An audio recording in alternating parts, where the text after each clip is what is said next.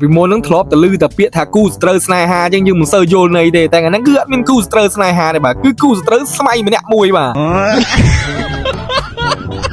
ទហើយគ្នាយើងអ្នកលេងហ្គេមគឺដឹងឯបាទគ្នាយើងគិតមើលថា Hyper មួយវាខ្លាំងប៉ុណ្ណឹងឯងចុះទម្រាំ Hyper 2មិនកាន់តែខ្លាំងហើយដោយសារតែការគិតបែបហ្នឹងឯងធ្វើឲ្យបរិសម្នាក់ហ្នឹងធ្វើការដកជាមួយនឹង Hyper មកលេងមួយទៀតបាទខ្ញុំនេះស៊ីបឹសបដាភ័យបដាបុកពួបបុកបដាតែនិយាយលេងសាច់អីហ្គេមហ្នឹងមានការការាមួយជួយ farm បើយើងអញ្ចឹងណាដល់ពេលអញ្ចឹងយើង farm កាន់តែលឿនបាទយើងលេងតែមើល lane zone មិនទាន់ស៊ីដាច់ទេអញ្ចឹងចាំការទេបាទយើងស៊ី blue ហើយរត់ថែមមកយក red មួយទៀតមកហើយគ្នាយើងមិនដឹងតែកន្លែងណារន្ធត់ជាងគេកន្លែងរន្ធត់ជាងគេគឺកន្លែងដែលយើងស្មៃមួយស្មៃហ្នឹងហើយណាគេស្មៃឈ្នះគឺអ្នកឈ្នះខ្លាំងបដៅយើងអ្នកស្មៃបាន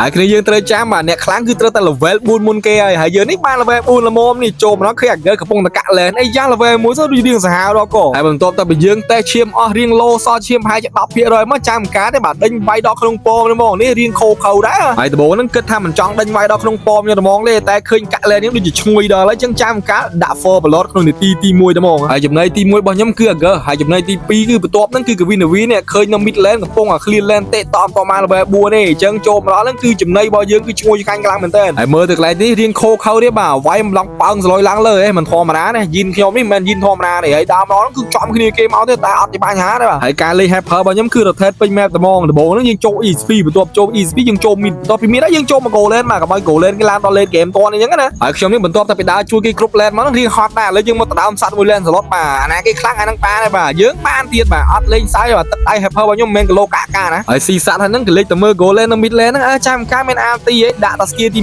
1ផ្លាប់ទៅបាក់កកបាត់ហើយបាទជោគជ័យហើយជោគជ័យតែខ្ញុំដូចជាមិនសូវសប្បាយចិត្តទេចង់ឲ្យគ្នាយើងជោគជ័យដែរបើគ្នាយើងចង់ដាក់ពេជ្រ Mobile Legends Free Fire game ផ្សេងៗដែលមានតម្លៃថោកសមរម្យគ្នាយើងអាចមកធ្វើការដាក់ជាមួយនឹងខាងសាក់ top up បានគ្នាយើងចង់ top up នៅក្នុង website ខ្លួនឯងក៏បានគ្នាយើងចង់ share ទៅកាន់ page គាត់ top up ក៏បានដែរគឺងាយស្រួលខ្លាំងមែនតើសំខាន់តែ5000ចិត្តតម្លៃថោកសមរម្យខ្លាំងមែនតើហើយកាត់ចូលមកដល់ game យើងវិញគាត់យើងជោគជ័យតិចតួចមិនបានទេបាទម៉ាទីនេះចូលមកដល់ចាក់យើងដល់ក្នុងពងហ្មងតែមានអីបរាជ័យបណ្ដោយបាទយករៀងឆ្លើយអត់ដឹងថាយើងសាហាវណាហើយបញ្ជាក់គ្នាយើងខ្ញុំមិនមែនបង V5 សាហាវទេបាទគឺស៊ីដែនសាហាវបាទអត់លេងសើចមួយខ្ញុំបានទេហើយនិយាយមែនហ្គេមនេះដើរទៅណាក៏ជួប Kevin Navi ដែរអានេះឧទាហរណ៍បើសិនជា Kevin Navi នេះជីណាវិញមិនដឹងសុបាយវាយប៉ុណ្ណាទេបាទទៅឃើញមកឃើញវាយជាបែបហ្នឹងងាប់រហូតហើយហ្គេមនេះហ្មងខ្ញុំសូវពិបាករក enemy ប្រហែលទេបាទដើរទៅដើរមកវាដើរមករកយើងទៅហ្មងនេះអីដើរមក4នាក់ហើយចាំការចាប់លើបទៅជាប់តែ Kevin Navi ហ្នឹងអត់ដឹងនិយាយថាម៉េចបាទហើយបើនិយាយទៅបែបមានលក្ខណៈស្នេហាគេថានិស័យណាទៅណាក៏ជួបមកណាក៏ជួបឆយមកជួបហើយនិយាយមិនទាន់ផុតមាត់ផងរត់ថើមកឃើញ Kevin ទៀតអើយចាំការទៅអាវាយប្រហើយតែបើជ្រុលទៅហើយដាក់ម្ដាយប៉ាងាប់ទៀតហើយគ្នាយើងមើលទៅក៏បងខ្ញុំចេះតែនិយាយបាទដើរទៅណាក៏ជួបដែរហើយយើងជួបហើយយើងមិនវាយដូចវាមិនកើតណាអាចចង់អាណិតដែរក៏មិនដែរអាណិតតែមិនចេញមកទៅជួបមកជួបហើយវាយប្រហើយទៅមុខទៅមាត់ពេកហើយបើគិតជាពិសាច់ងាប់របស់ខ្ញុំវិញចង់5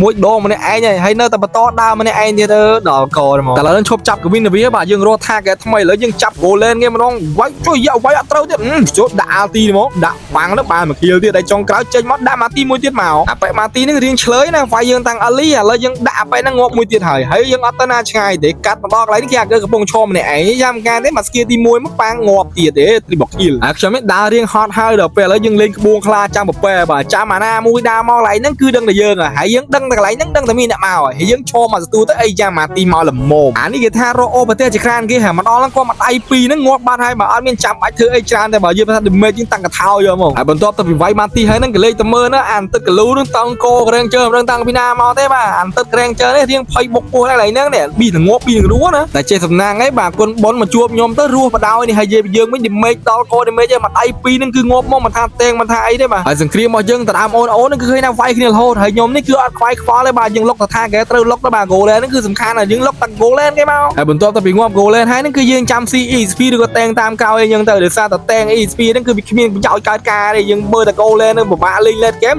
យើងលុកតាប៉ែហ្នឹងយកមកឥឡូវហ្នឹងអាប៉ែក្លូហ្នឹងចាប់ផ្ដើមលេង style ចាស់ហើយបាទតោអង្គគ្នាខ្ញុំរត់ឡើងពេញមែហើយខ្ញុំនេះកំពុងតែល្អអួលមកដូចចង់តាក់សេវាផងអីផងកត្រាដូចអីនេះដាក់អស់មកពុយម្នាក់ឯងណាតែគ្នាយើងបាច់ឆ្ងល់ទេបាទ style ខ្ញុំនេះគឺអត់ចង់ឲ្យវាយទេបាទដោយសារតែក្លូតោអង្គបើយើងវាយទៅគឺឡង damage ទៅគ្នាយើងទាំងអស់អញ្ចឹងគ្នាយើងអាចនឹងងាប់បាទមិនមែនជាក្លូទេអញ្ចឹងយើងកុំវាយវាតែមើលសភាពការដូចជាមិនសូវស្រួលទេបាទរោបប្រាក់ gaming ខ្លាំងអញ្ចឹងយើងមកវាយ lot ឥឡូវហ្នឹងគឺតែ lot បុកទេហើយបាទកាត់ក្រោយទៅឆាប់ចប់ហើយ lot បុកទេរៀង lot ទៅខ្ញុំនេះគឺវាយវាមកទីបាទគំនុំតាំងពី early មកអត់ទៅខ្ញុំចោតចូលទេបាទដោយសារតែខ្ញុំមាន winter crown មានស្អីទៀតបុកទេឈ្នះបាត់អញ្ចឹងវីដេអូយើងប៉ុណ្្នឹងឯងបាទ easy តែហ្មងអញ្ចឹងចាំជួបខ្ញុំនៅវីដេអូក្រោយបាទ Victory